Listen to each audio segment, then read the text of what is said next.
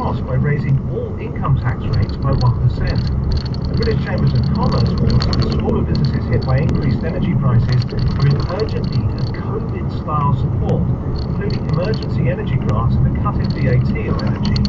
The government has announced that all UK households will receive a one-off £400 discount on their fuel bills, with low-income households, pensioners and the disabled receiving extra support. British Gas says it's setting aside £10 million to provide one-off payments to help its most vulnerable customers pay their bills. The disability charity Sense has decided to provide direct grants to individuals for the first time in its 60-year history. In total, 1,000 families will receive £500 each. The chief executive of Sense, Richard Kramer, says the situation is